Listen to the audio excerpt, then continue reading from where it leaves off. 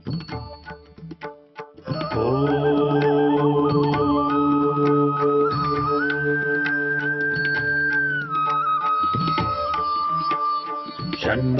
मित्रः शं वरुणः शन्नो भवत्वर्यमा शन्न इन्द्रो बृहस्पतिः शन्नो विष्णुरुक्रमः ॐ शान्ति शान्ति शान्तिः।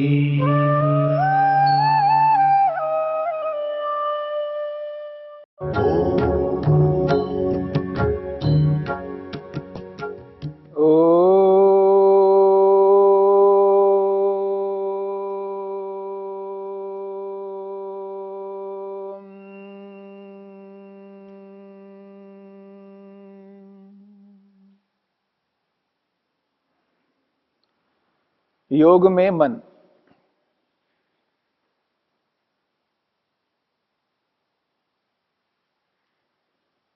मन का स्वभाव है एक समय एक कार्य करना।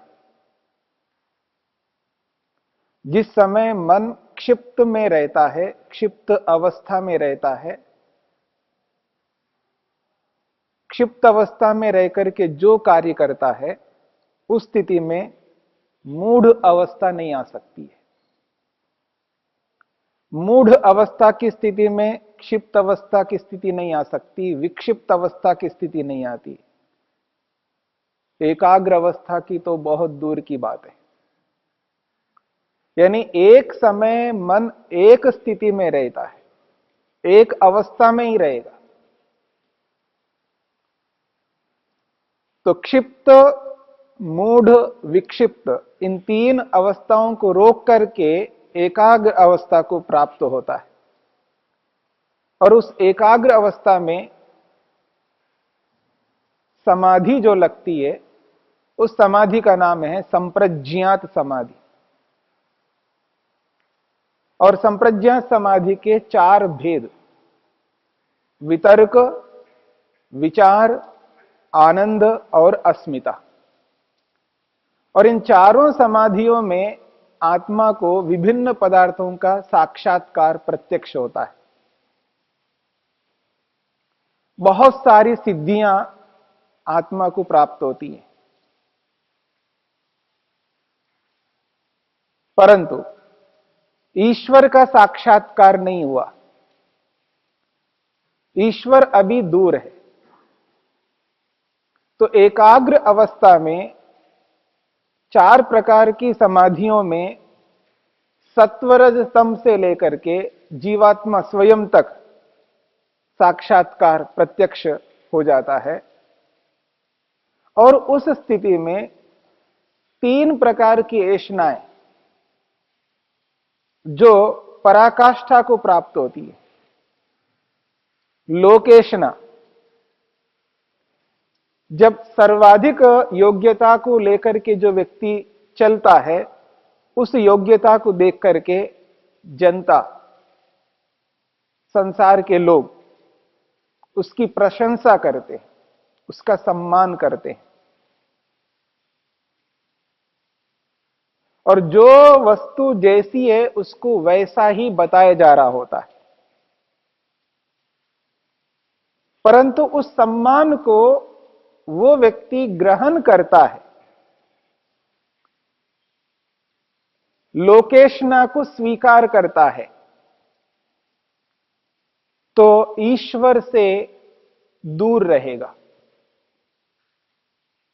क्योंकि लोक के सम्मान से जब आकर्षित होता है तो ईश्वर से अलग रहेगा, क्योंकि एक समय एक स्थिति रहेगी।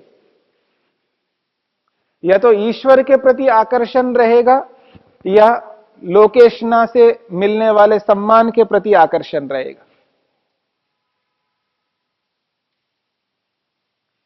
पर वैराग्य की स्थिति है, समझने का प्रयत्न करना है। एकाग्र अवस्था में वैराग्य की स्थिति है। वैराग्य की स्थिति में तत्वज्ञान रहता है और तत्वज्ञान से उसको यह बोध होता है जो सम्मान मिल रहा है वह सम्मान वास्तव में मेरे को, मुझ आत्मा को मिलना चाहिए अथवा नहीं मिलना चाहिए।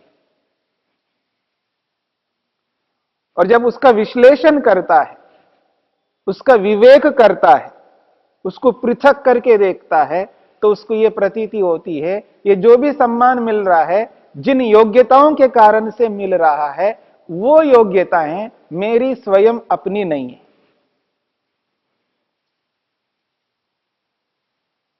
महतत्व रूपी जो बुद्धि है जिससे मैं निर्णय कर रहा हूं, उचित निर्णय करता है।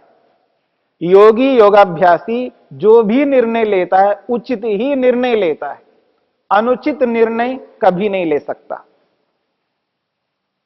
और जिस बुद्धि के माध्यम से निर्णय हो रहा है, वो जो निर्णय का साधन बुद्धि है, वो बुद्धि मेरी नहीं है।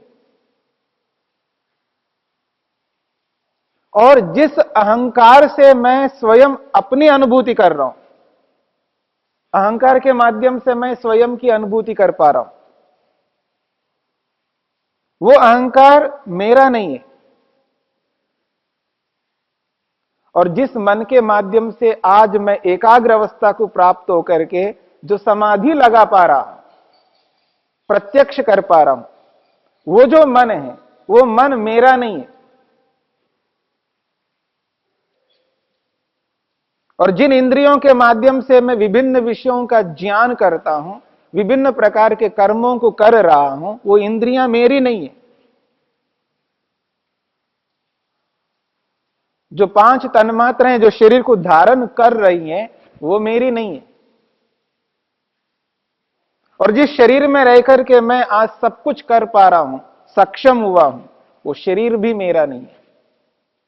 मेरा तो अपना कुछ भी नहीं है। मैं केवल हूं, अकेला हूं। उसको तत्वज्ञान होता है, मैं केवल चेतन तत्व हूं, आत्मस्वरूप हूं। और मुझ चेतन तत्व से ये सारी की सारी स्थितियां भिन्न हैं।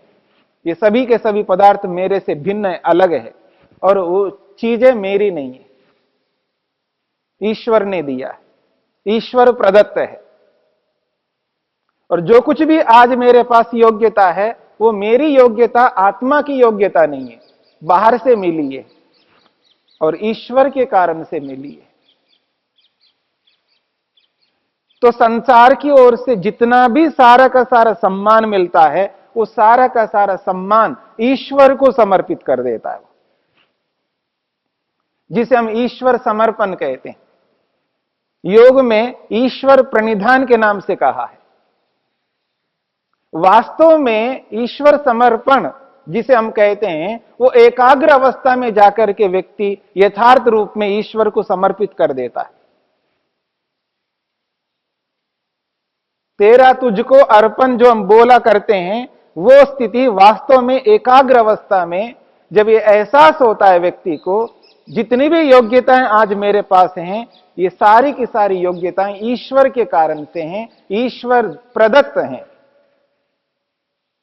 मेरी अपनी नहीं है। इसलिए वो ईश्वर को समर्पित करने लगता है। तो जो लोकेशना है, लोकेशना से जो भी सम्मान उसको मिल रहा है, वो ग्रहण नहीं करता, स्वीकार नहीं करता। वास्तव में यह सम्मान मेरा नहीं है, ईश्वर का है, तो ईश्वर को ही समर्पित कर देगा। ईश्वर समर्पण यथार्थ रूप में एकाग्र अवस्था में व्यक्ति समर्पित करता है। तो लोकेशना को ईश्वर को समर्पित करता है।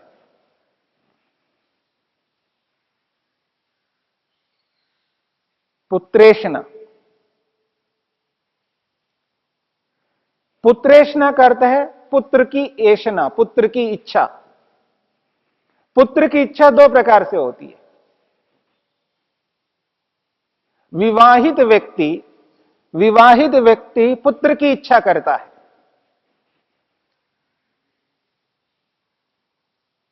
और वैराग्यवान व्यक्ति शिष्य की इच्छा करता है, अनुयायी की इच्छा करता है।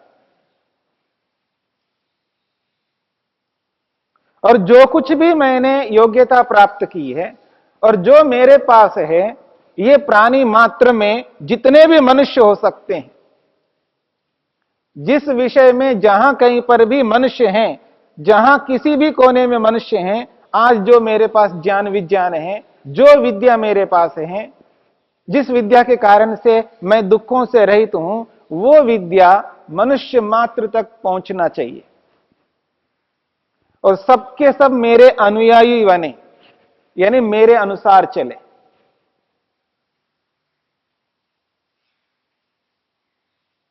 यह है पुत्रेषणा। और जितने भी उसके अनुयायी बनते हैं, उसके अनुरूप चलते हैं और उन सबको ईश्वर के प्रति समर्पित कर देता है। पुत्रेषणा को ईश्वर के प्रति समर्पित कर देता है।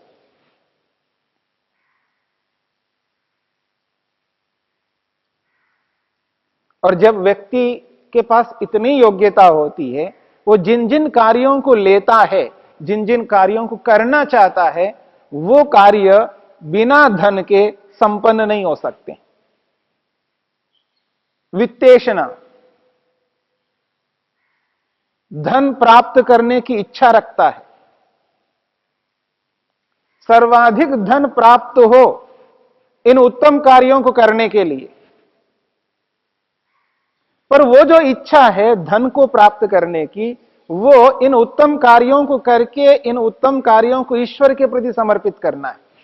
यानी एक प्रकार से जितना भी धन आएगा वो सारा का सारा धन ईश्वर के कार्यों में लगाना है, ईश्वर के प्रति समर्पित करना है, स्वयं के लिए नहीं, भोग विलासों के लिए नहीं। स्वयं को भोगी बनाने के लिए कभी प्राप्त नहीं करता।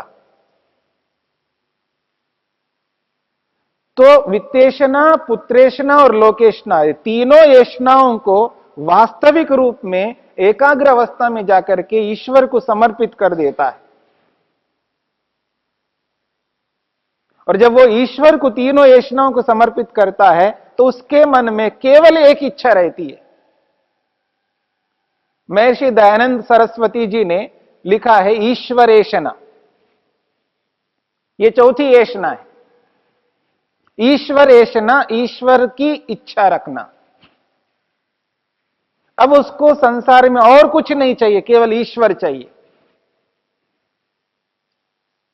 और जब ईश्वरेषणा मन में आ जाती है, तब इनको रोकना पड़ता है।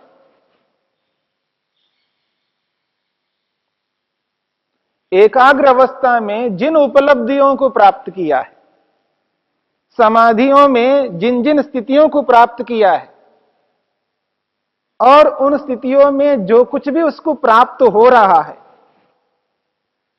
उसको ईश्वर के लिए समर्पित करना है, ईश्वर को देना है, एक प्रकार से अर्पित करना है। जब वो ईश्वर को अर्पित कर देता है, उस स्थिति में उसको उसकी आवश्यकता नहीं होती है, उसको रोकना है।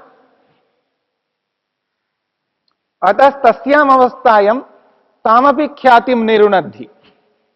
महर्षि वेदव्यास लिखते हैं, उस स्थिति में उस ख्याति को, उस विवेक ख्याति को, उस एकाग्र अवस्था में जो कुछ भी उपलब्धि होती है, उन सबको रोकता है।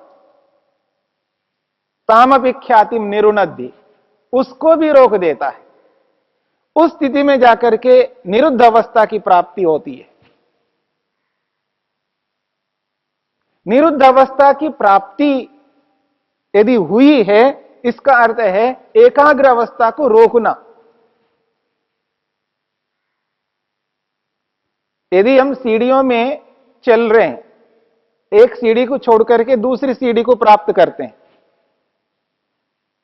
यदि पहली सीढ़ी को त्याग ना किया जाए तो दूसरी सीढ़ी नहीं प्राप्त हो सकती है। इसलिए एकाग्र अवस्था को त्याग करना है, छोड़ देना है, उसको रोक देना है। वहीं एक उसी पहली सीढ़ी में नहीं रहना है, उससे ऊपर पहुंचना है। उससे ऊपर पहुंचने के लिए व्यक्ति को उसको रोकना पड़ेगा, उसको हटाना पड़ेगा। उस स्थिति में जाकर के व्यक्ति निरुद्ध अवस्था की यथार्थता में रहेगा। तब उसको केवल ईश्वर ही दिखेगा। उस स्थिति में लोकेशना नहीं रहेगी, पुत्रेशना नहीं रहेगी, वित्तेशना भी नहीं रहेगी। क्योंकि अभ्युदय की स्थिति में, एकाग्र अवस्था में जो अभ्युदय उसको प्राप्त हुआ है, उसको देख लिया है, उसको अनुभव कर लिया है। अभ्युदय के पाने से पहले अभ्युदय की इच्छा रहती है। जब अभ्युदय को पा लिया, प्राप्त कर लिया है, अभ्युदय को भोग लिया है, देख लिया है, अनुभव कर लिया है, उसके बाद उसको रोकना होता है। और इस अभ्युदय में भी लोकेशना, वित्तेशना, पुत्रेशना, तीनों एशनाएं आ जाती है व्यक्ति के अंदर। सबके द्वारा उसकी जो प्रशंसा होती है उसको देख लेता है, अनुभव कर लेता है,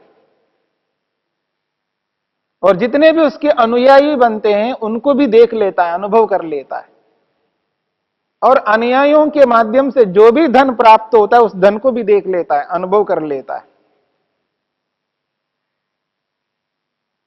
वास्तव में जो अभ्युदय सुख होता है, जिसको सांसारिक सुख कहा है, बिना अभ्युदय को प्राप्त किए निःश्रेयस की ओर आगे नहीं बढ़ सकता। अभ्युदय को प्राप्त किए बिना निःश्रेयस की ओर आगे नहीं बढ़ सकता है। और ये जो अभ्युदय है, ये अभ्युदय व्यक्ति को वास्तव में एकाग्र अवस्था में प्राप्त होता है, जो धर्म पूर्वक होता है, यथार्थता से युक्त होता है। वास्तव में जिसे मिलना चाहिए उसी को मिलेगा। तो एकाग्र अवस्था में जिस अभ्युदय को प्राप्त करता है उसको एहसास करता है, और उस अभ्युदय को उसको रोक करके निःश्रेयस की ओर बढ़ने के लिए इन तीनों ऐषणाओं को रोकना है, ईश्वर के लिए समर्पित करना है। ईश्वर को समर्पित करके फिर वो निरुद्ध अवस्था में पहुंच जाता है। उस स्थिति में मन का काम रुक जाता है। चार अवस्थाओं में मन निरंतर कार्य करता रहता है। एक क्षण भर के लिए भी मन रुक नहीं सकता, खाली नहीं रह सकता।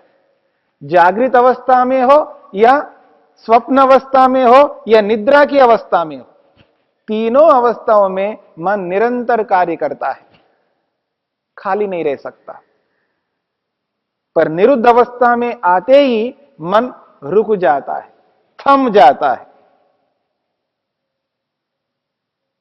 जब मन रुक जाता है, उस स्थिति में आत्मा वास्तव में स्वयं ईश्वर के प्रति प्रवृत्त होता है।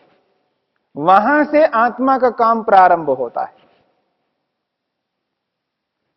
उससे पहले आत्मा कुछ नहीं करता, वो मन के माध्यम से करवाता है। मन करता जाता है, उसका अनुभव करता जाता है। और जब आत्मा का काम प्रारंभ होता है तो मन रुक जाता है। तो निरुद्ध अवस्था का मतलब है आत्मा का कार्य प्रारंभ होना और मन का कार्य समाप्त होना, रुक जाना, यही निरुद्ध अवस्था है।